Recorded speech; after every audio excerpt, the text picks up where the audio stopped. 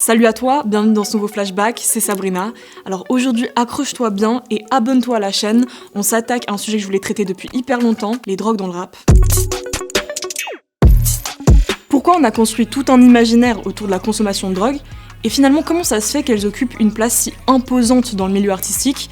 C'est vrai, il y a un nombre incalculable d'artistes qui consomment ou ont consommé des substances. Donc dans cet épisode, on va analyser le phénomène, les apparences et la réalité qui se cache bien souvent derrière. C'est parti.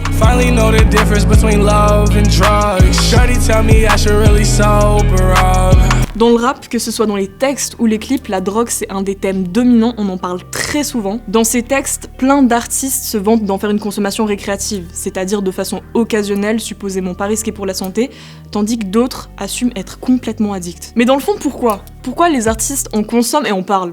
Bon, à nouveau, il y a cette image de street crédibilité, encore. J'ai vendu du shit et là c'est ça choc. Oh là qui est pas ça, hein?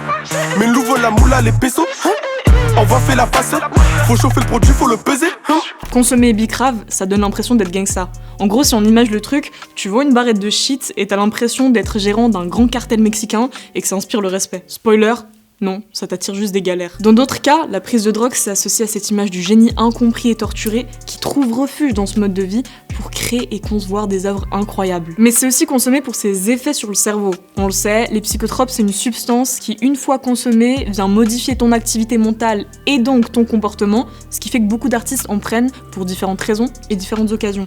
La drogue encore. Pourquoi changer mon sort ? Selon le type de drogue, ça va agir comme un excitant ou comme un calmant. Certains en prennent juste avant un concert par exemple pour gérer la pression, tandis que d'autres s'en servent dans leur processus de création, parce que ça les calme et ça leur permet de voir les choses de manière plus abstraite. Alors évidemment, il n'y a pas que dans le rap que ça tourne, t'en retrouves tout autant dans les milieux académiques, médiatiques, voire même politiques. La drogue, ça touche vraiment tous les domaines. Mais ici, on va se concentrer sur l'industrie rap et ses dérives. La ligne, par exemple, t'en as sûrement déjà entendu parler, ça apparaît dans les années 60 à Houston, c'est un sirop pour la toux à base de codéine mélangée à du soda. Elle est réputée pour te détendre et faire fonctionner ton système au ralenti. Bon, ça c'est sa réputation, t'en as d'autres comme Gizmo qui disent que ça a plus un côté paralysant qu'autre chose. J'aime pas l'effet, je me sens paralysé plus que foncé donc... C'est intéressant de voir que cette boisson elle a carrément lancé un mouvement musical, le Chopped and Screwed.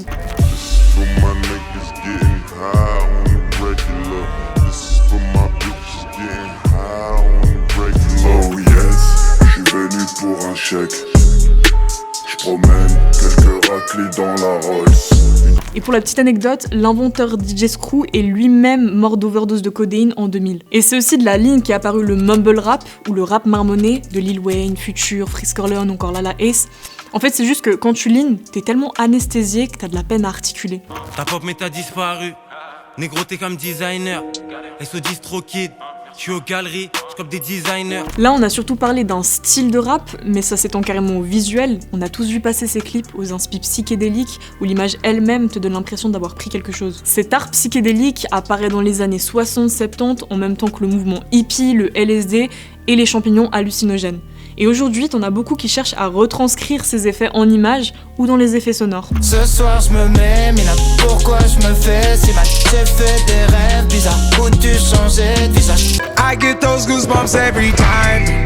I need the Heimlich, throw that to the side. I get those goosebumps every time. Tout ce que je voulais c'était la lutte appréhendée. Tu m'as demandé de m'en aller, c'est chose faite. T'as le Xanax aussi, un antidépresseur, ou au contraire, la cocaïne qui est un stimulant très mal perçu dans le rap par contre. C'est surtout considéré comme une drogue qui fait beaucoup de ravages et très appréciée par les classes sociales plutôt aisées.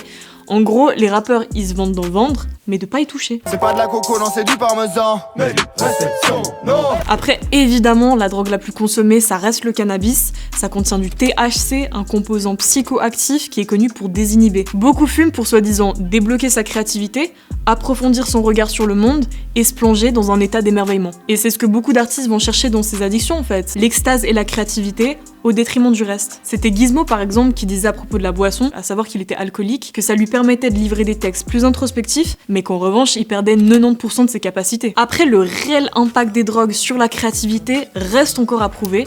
T'as plusieurs artistes qui ont arrêté de fumer et de consommer et qui ont fait le constat qu'ils étaient plus efficaces sobres.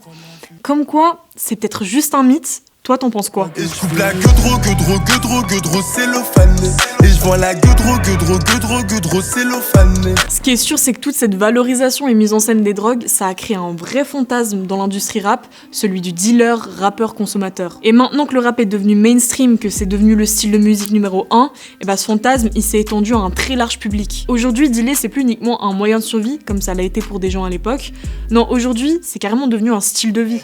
I like lean, I like drugs, I like beams, I got plugs, what you need, no funds, what you bleed, oh you tough. Et tout ça, c'est pour l'image que ça renvoie. Tu sais, cette représentation du fonce-dé, avec ce style un peu nonchalant, ou même le gars qui lean, qui a l'air cool, avec son verre à la main, à siroter en groupe. Dans notre imaginaire, ça donne ce côté un peu rebelle, la personne caractérielle qui va contre le système. Et comme on est captivé par les gens qui fonctionnent à contresens, et bah le rappeur qui valorise la cons et la drogue, il joue avec l'interdit, et ça fait vendre. Et tout ça, c'est purement du business et de l'image. Et justement sur ça, j'ai une anecdote. Il y a quelques années, Future a arrêté la ligne et il a pas voulu le dire par peur qu'on le critique et que son public le lâche. Il a même avoué qu'on parlait autant finalement, c'était un fonds de commerce. Yeah, because I feel like that's the number one thing everybody like to talk about. That's the number one seller. Et malheureusement, ça cause des dégâts. On parle peu des dépendances, voire des risques d'overdose, comme ça a été le cas pour Lil Peep en 2017 à seulement 21 ans, tout comme Juice WRLD en 2019 à 21 ans aussi. D'ailleurs, pour ce dernier cas, Juice WRLD, il avait déclaré avoir commencé la ligne en prenant exemple sur Future,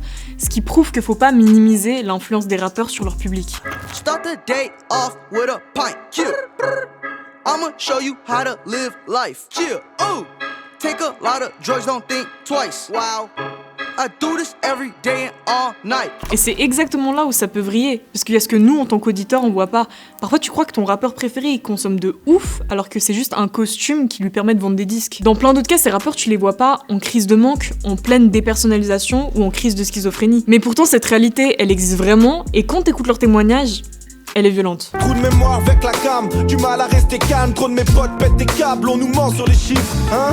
Combien des miens finissent en cellule capitonnées? Mais ce soir il a suffi d'une fois, d'un mauvais trip, un mauvais mélange, pour que les drogues de synthèse te foudroient. Verdict est tombé, t'entends des voix, tu parles seul, ton cerveau sature, et tu t'isoles pendant des mois.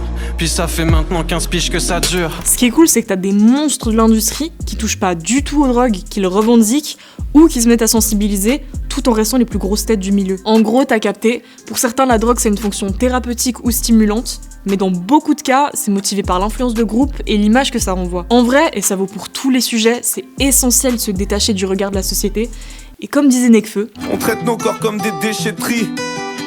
Consomme la mort en se disant qu'on va pas s'empêcher de vivre. Et j'y ai pensé, la tête dans les toilettes. T'es un esclave quand t'es plus maître de toi-même. Maintenant, je veux absolument avoir vos avis en commentaire. Est-ce que vous pensez vraiment que la drogue, ça aide à la créativité dans le rap? Et quand on voit toutes les dérives, est-ce que ça vaut vraiment le coup? Hésite pas à me lâcher en commentaire des thèmes et des problématiques que t'aimerais que j'analyse dans les prochains flashbacks. Dis-moi aussi en commentaire ce que tu penses de la démocratisation des drogues. Abonne-toi à Tataki, aux playlists sur les plateformes de stream, fais tourner fort la vidéo à ton entourage. Prends soin de toi, nous on se capte très bientôt. Ciao. Baby, I can make you that. I can take you there, but baby